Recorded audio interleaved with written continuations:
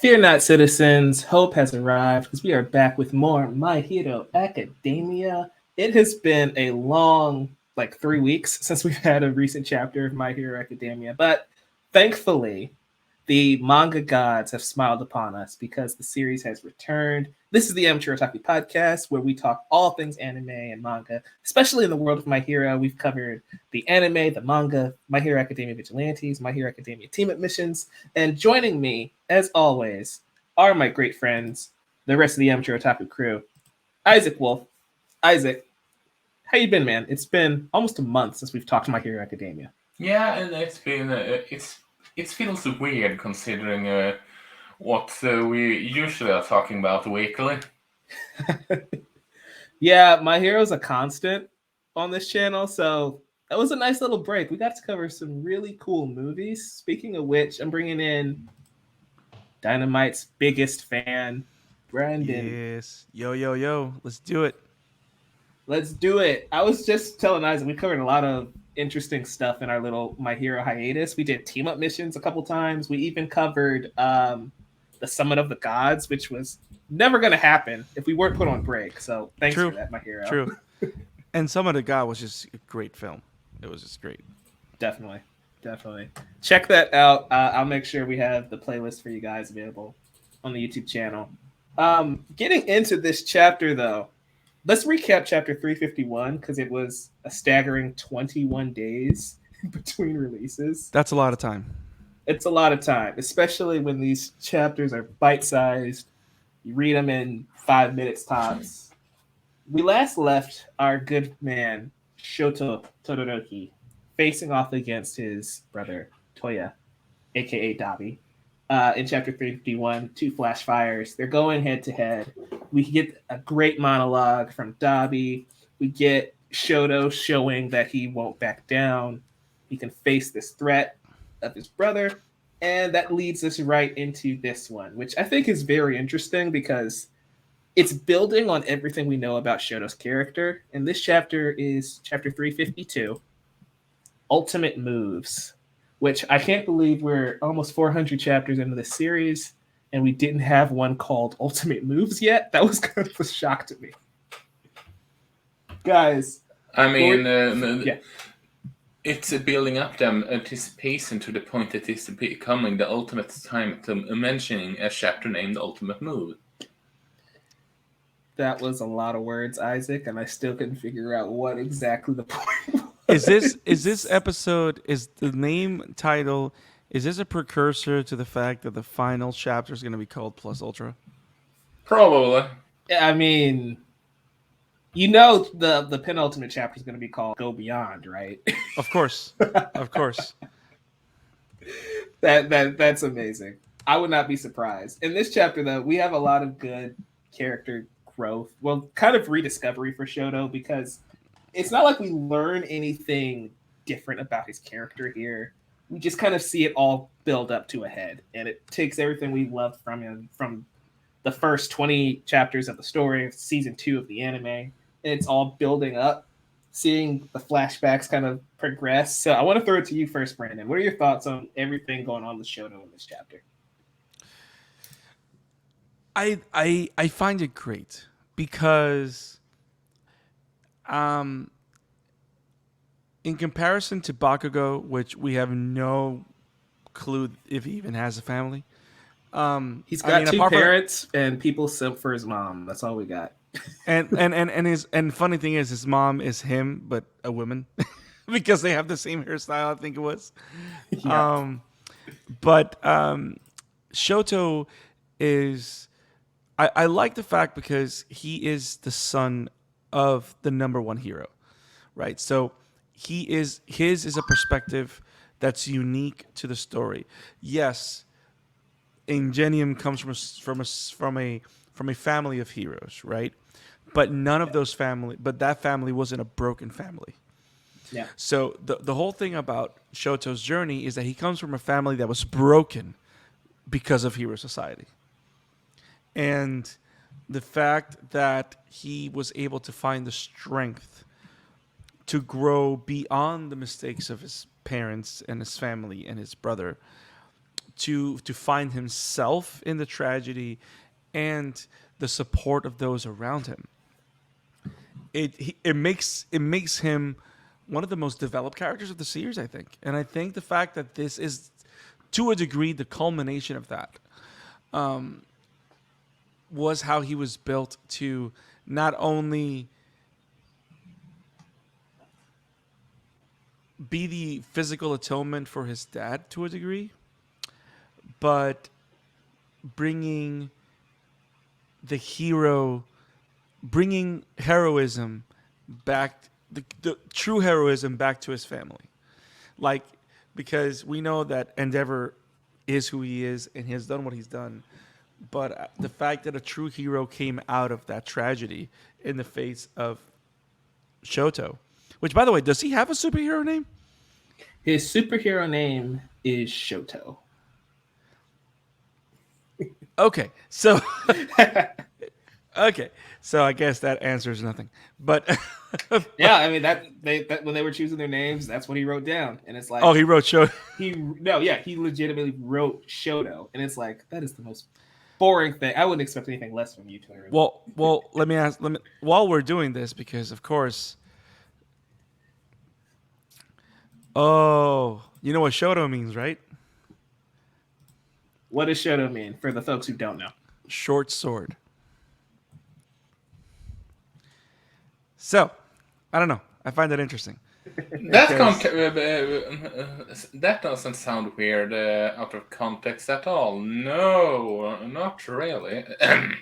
Isaac is going to soundbite this and put it up as a YouTube short. I just feel it in my bones. I can just see the horrible memes.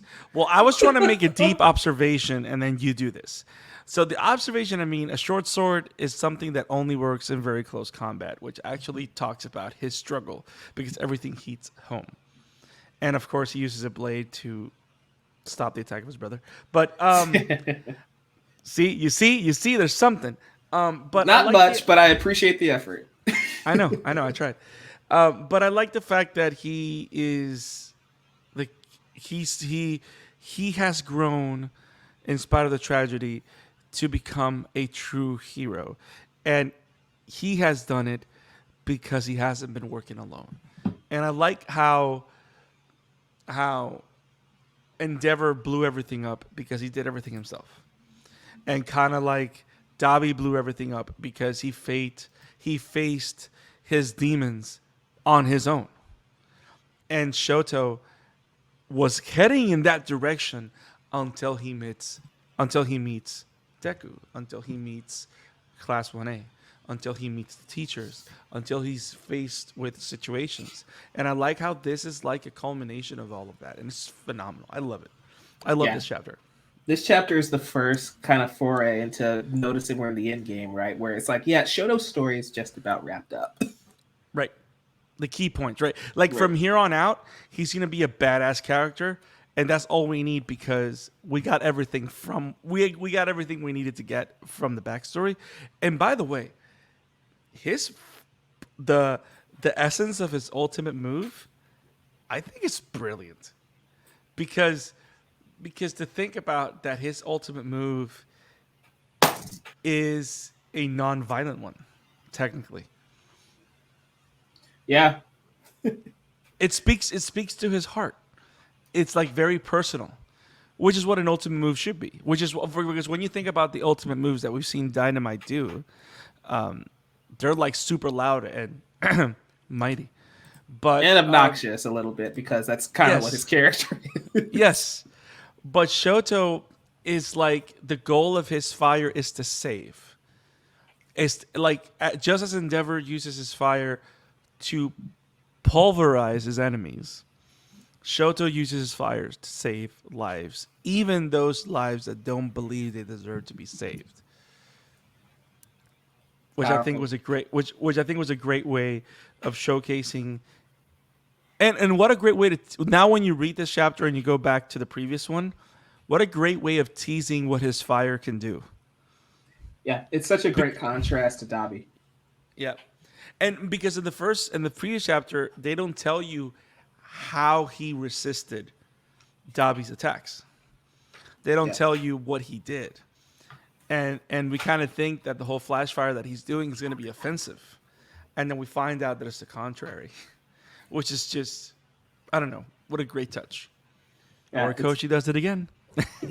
Whenever we start to doubt him, he's like, okay, let me rest a little bit. I'm coming back with the fire. This is what it's going to be. Yeah. So It's like, there's so much about this. It's like, hold my beer. right. Mr. Wolf, what are your thoughts on this chapter, sir?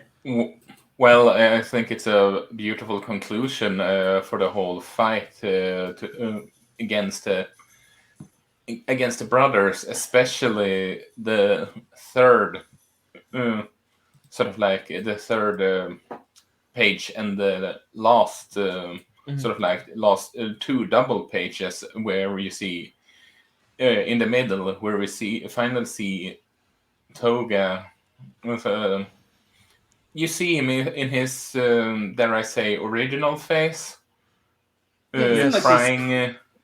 Yes, we see him as a kid. The Yeah. flashbacks are so well done. It hurts. Yeah. Also, I know I said that before in the last previous episodes, but Dabi is, and how he looks here, is especially in one of the, and I believe it's page 3, and it just, yeah, I can see why you want to do a horror manga after this. I can absolutely see that. I like that every time we see Dabi, his jaw is like about to come off.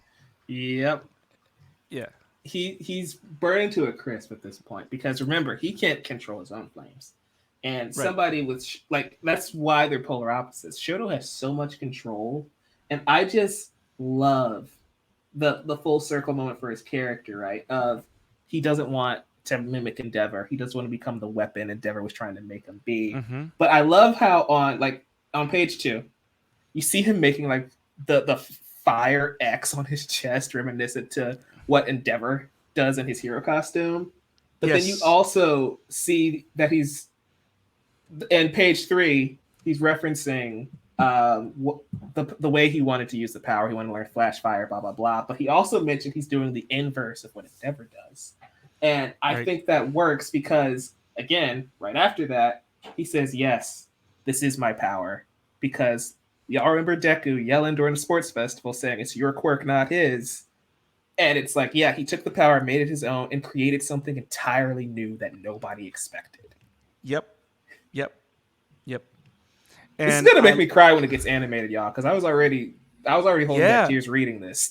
yes, and to think that, how much we've seen him throughout the entire book, throughout the entire series, trying to find a way to, I don't know why. It's probably because I just did a Moon Knight podcast. But throughout the whole series, he's finding ways to be okay with himself. Because you got to think about it. You can kind of tell that Shoto kind of doesn't like himself because of the connection. Because it's he not literally just froze half of his body so people wouldn't see his fire side in season 1. Just saying. Right. Like he is so traumatized because of everything that he gone through, everything that his father did to him, that he is denying half of himself. And it's all about him overcoming that through friendship, through understanding, through trying to be bigger, better, learning, forgiveness, like all those things. There's so many topics that we can talk and dissect throughout the whole series. And to finally see Shoto embracing himself, and this is going to sound corny, but only knowing himself can he be the hero that everybody needs. Yeah, You're always corny, so that's nothing new, buddy. Yes, but also, but I love the fact that he is the one that's able, which also goes back to, I think we talked about this the last time when we talked about the last chapter, that Toda and Toya is Toya, right? Yeah, Toya. Toya and Shoto are the same character, which is why I love that the flashback at the end in the final frame is the two kids, because they're the same character going in different directions. Literally, yeah. Nature versus nurture to some extent. Yep. Well, It's yes and no. Yes and no. I Because would What do you argue. think I said it to some extent? No, No, I all would. right. Go ahead. Go. Sorry. No, go. No, I would just argue it's the entire theme of the series, right? Of Deku was the hand that reached out to Shoto and pulled him out of the darkness, Right. and it's a parallel again to what happened between Izuku and All Might and All for One and Shigaraki. Is the darkness consumed our villains? They are the exact same as our heroes, but Deku had All Might, Shoto had Deku, and in this scenario, Toya had no one. Right. But also Toya didn't want anyone because he got to a point where he just wanted to be him. He got, you know what I mean? Well, I made mean, the if choice. at his age, if he met someone like Izuku, like if he met Mirio, for example, at the same point, I feel like he would change, because think about it. And when we had his whole flashbacks, he was still like, Endeavor's gonna come for me. I need to go back home. Blah blah blah blah blah. And it wasn't until he felt like he was replaced and forgotten is when he snapped. Right. So if I would argue he got pushed to the brink and that's the change, not he just kind of refused it. That's my interpretation, at least. True. I just want to talk about first off, I'm glad we mentioned Shoto's character progression. One thing that kind of irked me, and I want to toss this back to you guys, is Deku's learning about Shoto's new abilities. And we brush it off with, oh yeah, you were gone. And I hate that. Because like Shoto had this really cool arc that we just didn't see. How many times has this happened? Because Deku was off being rogue.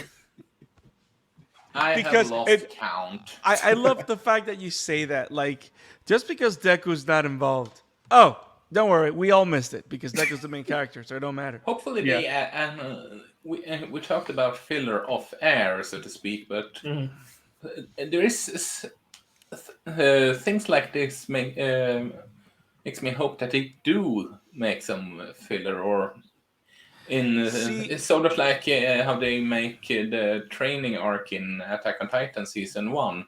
They don't cover the training in the manga. They flesh that out in the anime. I would personally hope that they do something similar like that in the anime, honestly, when this arrives in the in 2.5 seasons. Yeah. I don't know if it's because I thoroughly see the gears and the elbow grease put into Shoto's story, but it doesn't affect me. Like, I wonder, I mean, and I don't mean to be facetious, but I want to ask the question. Do you feel that it irks you because Shoto is your favorite character and you want more? Or do you think that is just something that's unforgivable, period? Don't tell. My problem, and I voiced this before this chapter, so that's where it's really stemming from, is that we had a lot of valuable, powerful moments really happen off screen because Deku's not there. And this is just another example of that. Like, think about it. Deku leaves all of Class A a note saying, I have All Might's power, and leaves. And the next time we see the class is when they're trying to bring him back. And it's like the fallout of Deku just dropping that information and leaving could have been a chapter all on its own. And we never see it.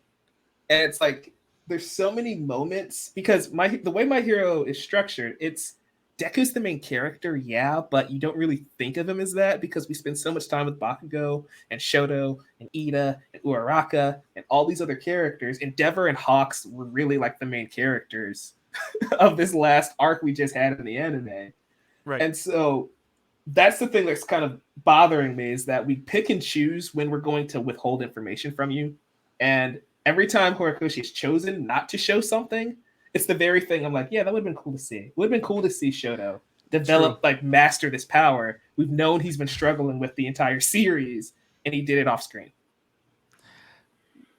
Like I said, don't tell. I can see that. I can see that. Yeah, See, like at least me, I was satisfied the fact that we had a brief walkthrough through it, and then we saw it in action. yeah, But I kind of get it. It's like the whole Dragon Ball Z, Vegeta's a Super Saiyan now kind of thing. Mhm. I don't know if did you get a chance to see the Android Saga, Mike? I mean, I don't care at all. So No, that's fine. But like in the Android Saga, uh, like when Vegeta comes back, he's Super Saiyan, and everybody's like, "How? When?" And then you get like a flashback of how he became a Super Saiyan. okay, So I kind of see what you're saying, I but at the guess same time, at the same time, yeah. me, I feel that the story is so strong that I'm satisfied with that. So Yeah, it doesn't ruin the chapter, but I was talking to a friend earlier today of like there are moments that are important to the character. Like Shoto straight up goes to Endeavor's agency saying, "I need to master this power," and I feel like him mastering the power is a true, part of his character true. arc that we probably should have seen. And I'm same gonna thing give you with that. Uraka. Like her entire character changed. I would say like in season 3 of the anime, she says she wants to suppress her feelings for Deku and become the best hero she can be, and that essentially wrote her out of the story because if you're not going to be the love interest, you get no screen time. And Uraka just vanished. So a lot of her character development has been like you have to read between the lines to see it happening. And I feel like that kind of just happened with Shoto wrapping up that plot point. Hmm. And so it's just another example of Horikoshi's probably rushing a little bit. Again, I love this chapter. It's probably my favorite of the year, honestly. But it's just a moment where it's like, yeah, you could have just made that a chapter on its own, man. It makes me think. What Isaac? I don't want to. I feel you haven't talked a lot. You have anything? Because I don't want to keep hogging the attention. I mean, I think Mike is sort of on point because this is one of the better chapter of this year. I'm not so sure if I would call it the best. I can't really recall every chapter that we have covered, though, but it's in contender of one of the best at least. Yeah. But it's I can agree that sort of like the whole oh, I learned that while you were away. Done. It can be a bit annoying because Yeah. this, sure, this Deku is the main character, so to speak. But this is My Hero Academia, and they are about a class of members. Your Yeah. main focus should be on Deku, sure. That's not an argument. That I'm not arguing against, but you need to give the other players some time to shine, and stuff like this could be very good in terms of their story development, which is why I feel that they should give them the spotlight in the anime whenever this arc starts. It's interesting that because you know what I'm thinking about now. Yeah, what's It up? I can see how this is definitely an artistic decision from Horikoshi because it makes me think also like a lot of people criticize Naruto for the very thing that you guys are asking for. Like you see where I'm going with this, right? Like Filler, right? yeah, like but filler. Of course, we're not asking for random filler like the buggy episode that I saw a little bit ago in the One Piece, but We are asking about but training arc in season 1 of Attack on Titan and not random filler for no, Boruto, Naruto, or Bleach, and I agree, or One Piece. but at the same time, that's where I say that it's a decision because you got to think about it. Naruto made the creator of Naruto made the decision to put all that filler out there that serves a purpose for one of the many characters that universe has, right? Like every like some of the there's like 100 different. I think we can say there's like 50 to 80 crucial characters in Naruto, right? To not say every single person in Konoha, right? There's like 50, 80 characters that are like super crucial. And all of them are probably literally from the Hidden Leaf, apart from those that become allies from the from the other tribe, from the other clans. But a lot of the filler episodes are used to expand those individual character storylines so that we just grow to care about them more and they pay off at some point. So the way I see it, it's interesting that a lot of people criticize Naruto for that. But at the same time, now it makes me think Horikoshi made the choice to not do that and focus on the main storyline. It's interesting you mentioned Naruto because I would say My Hero and Naruto are similar in a lot of ways. We can't go a show without mentioning Naruto in some capacity. Apparently, yes. But has there been any episode that we haven't mentioned Naruto at this point? If somebody points that out, they get a free Crunchyroll subscription on me. I promise you that. Seriously. Hashtag free Crunchyroll. Yeah, seriously. Like if somebody can find that, free Crunchyroll. But I would say that there's one major difference is that Naruto 100% always made sure you viewed it as a story about Naruto himself. Whereas My Hero Academia's focus has splintered off to so many different characters to where you kind of expect them to get more stories. Like I never watched Naruto. Like I love Shikamaru. I never expected to get a lot of Shikamaru stories in Naruto. It was just a bonus when they happened. Whereas My Hero, the structure of the story, we're following Deku, but then we're splintering off and following Shigaraki. We're following Todoroki. We're following Hawks. And so I think Horikoshi probably set up that expectation a little bit, personally. And it's interesting how you say that because the way I kind of view it, it's like a diamond shape story structure. And what I mean by that, the diamonds, especially when you look at a diamond, or at least the diamond in a deck of playing cards, right? You have like that triangle, two triangles, one on top of each other, right? So if I feel like My Hero Academia has had that kind of story structure where everything is a singular point, which is the bottom of the diamond, is Deku. It expands, and now it's just going back to the other point of the diamond and like solidifying to Deku only as well. So I can kind of see how that might be leading to what you're saying, and I never thought about it that way. I think that's why the story is so, like, again, part of my criticisms, I think that's why the story is so great, is because Horikoshi made 20 characters worthy enough of carrying their own series in My Hero Academia. And he can't please everyone. That's just going to happen. Because, like, it also, I'm sorry, go ahead. I was just going to say, like, Leo's favorite character is Mirio Togata. And he was only in one arc, essentially. But he's fantastic. But that's how strong. That's how strong a character he is. Well, it makes you think now with team up missions, vigilantes. I know there's another one that's Heroes of My Hero Academia Smash, which is a different like it's like a chibi type of thing. Yeah. It makes talking about sound weirdly off topics yet again. But I find it interesting that you say that they can all carry their show, and like you got to think about it. My Hero Academia has all the elements to create its own brand like Marvel or DC, which I think is what makes it so unique. Because maybe this is being set up in a way where maybe people are going to carry a Shoto separate story or maybe a Bakugo separate story. All the elements are there. And it's interesting because one of the things that I've noticed about very, very popular animes, especially old ones, they're still doing short stories on Death Note with different characters. Like, I mean, we mentioned earlier that Sakura and Sasuke are getting their own story. I didn't see that. That's interesting.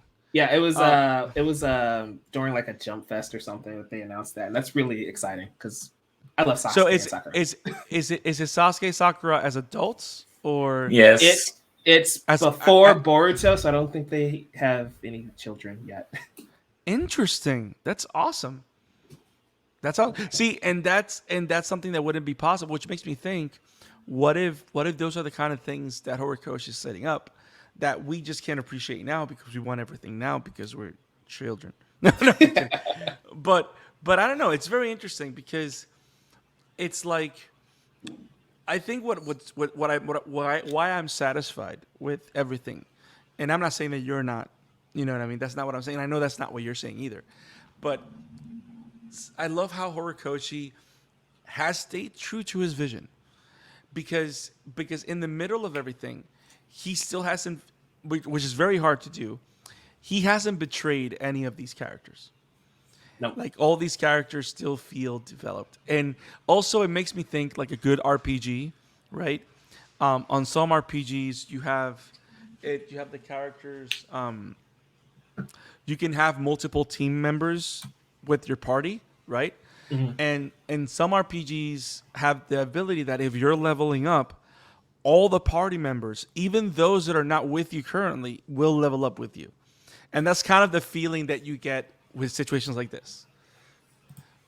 I don't know. I just find interesting observation.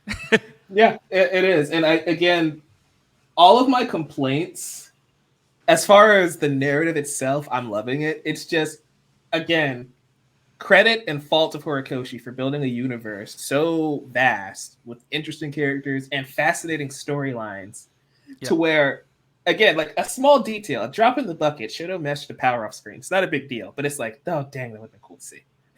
Yeah. Not a big deal, but, it's one of those things that happens from time to time. It's cool. Yeah.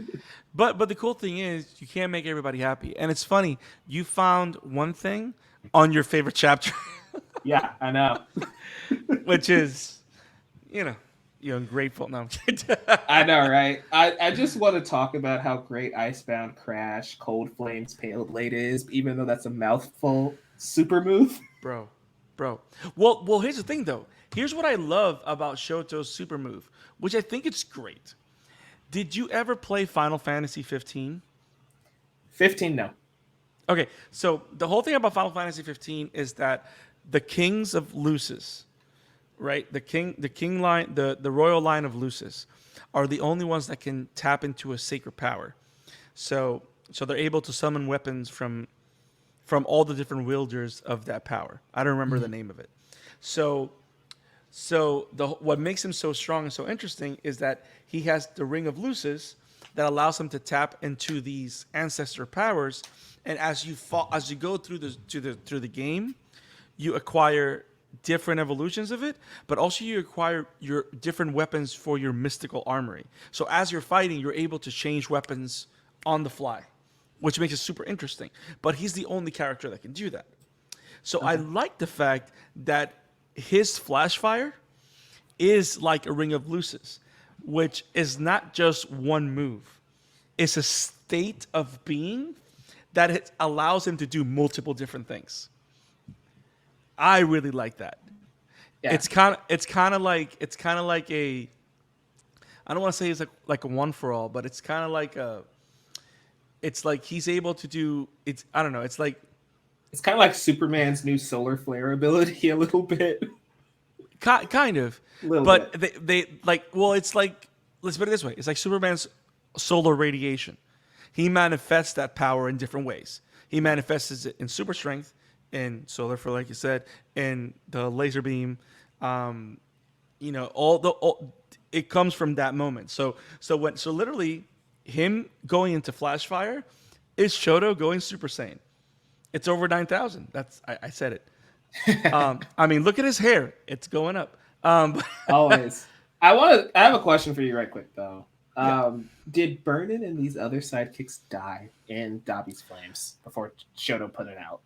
I don't think so, because I don't know. Correct me if I'm wrong, but that particular sidekick, is she like trying to absorb the flames?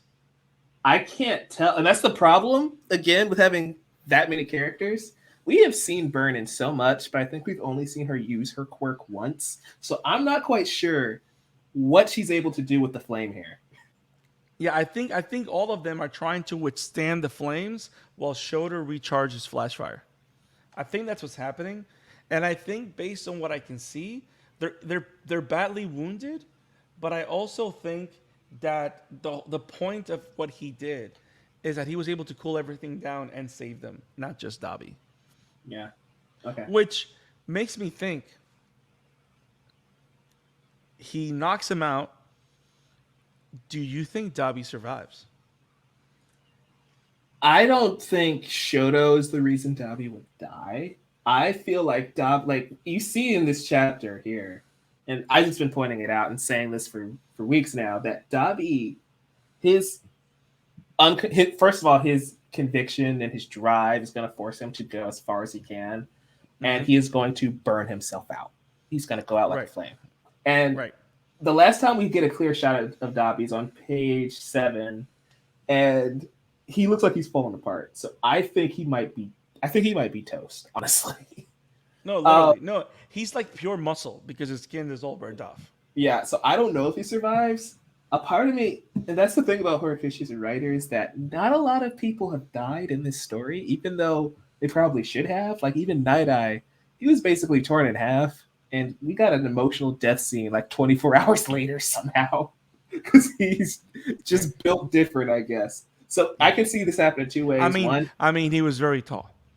Right. he either dies here, or we get a moment where Shoto gets to have final words with him. That's what I think happens. Yep. I think there has to be something where he thought that his flames could do what he wanted, and I don't know. There has to be not a redemption, because I don't think Dabi's arc is a redemption arc. I think it's more of a realization arc, where he says goodbye and he's able to find some type of peace, to a degree, right? I think that's what his story has kind of been pointing towards. Mm-hmm. So I don't know. I find that interesting. I just love how Shoto's power is so strong that he froze the entire city. Bro, that is actually so great. Great. Inserted Mr. Freeze pun here. The Iceman cometh. You can be my wingman. Oh, I'm sorry. Wrong movie, but close. Yes. Val Kilmer was Batman though, so multiverse. Nice to meet. Ice to miss you. Oh boy. Okay, I mean, great chapter. Can we talk about how raw the visuals are in this chapter? Like, Horikoshi is bringing it. Because have you guys noticed, like, ever since we started the new arc with neo-noir Deku, yeah, I don't think it's safe to call him Batman anymore. He's neo-noir. Dark Deku is over. Dark Deku's over. I think I like the edge that Horikoshi's art has shown. Yeah. And also it's in comparison with team up missions, which is so polished and so like it's kind of cute almost. Besides this one now. Yeah, it's pristine and adorable. yes. Different era, right? I like how this one is like, this is meant to be a life or death battle, and you feel it in the panels, and especially now the art here in the last panel, which is a full spread between 2 pages, right? Mm-hmm. That you see Shoto holding Dabi, and the whole like the detail in the clothes, and like Shoto, like, I don't know, it's just great. I don't know, I love it. Whenever this is how we know the man gets no rest. Whenever he's on break, you know that next chapter is going to look amazing because he's constantly tinkering with it and working on it. So I'm sure this one and the next one are going to be phenomenal. Like by the way, no more break. Yes, we're getting 2 back-to-backs, which I think after I wouldn't be surprised if they do the same thing that Kaiju number 8 does. Which is that I think they release 3 chapters and then they go on a hiatus for like 2 weeks and then they come back. I would be fine with that. Yeah, I joke, but I'm whatever. If this is the final arc, if he wants to take a year off, I don't care. Just do it the way you want. Well, as long as we don't get like Attack on Titan. Hey, part 3 is gonna be in a year, guys. like be careful what you wish for. Yeah, I know. I'm never happy at this point. Isaac, you got any other thoughts on My Hero Academia 352? You pretty much take the words out of my mouth. of what you guys have said. Don't worry, we took the mouths, but we took the words out of your mouth, but we left the puns. I'm happy for that. He's like, that's okay with me. All right, Brandon, did you have anything else you wanted to add before we call this an episode? Can't wait for the next one. Well, luckily, we only have to wait at least roughly 7 more days. Probably 6 by the time you guys are listening to this. Who knows? With that said, though, this has been chapter 352 of My Hero Academia, also known as Ultimate Moves. And man, Shoto showed out today. And I'm just glad that I won my bet with Leo of Shoto destroying Dabi. Yeah. I kind of called that. I'm proud. Nice. Shout out to you, Leo. No money was lost. We're good, everybody. With that, though, Isaac, where can we find you online, my guy? Well, you can find my work over at Woobam Entertainment, and you can find me on Twitter at Emblemaniac. Nice. Dynamite's biggest fan. You can find me at the Scarlet Fan 52 on Twitter, at the Scarlet Fan 52 on Instagram, and at the Scarlet Fan 52 on TikTok. Even though I have no idea what's going on there.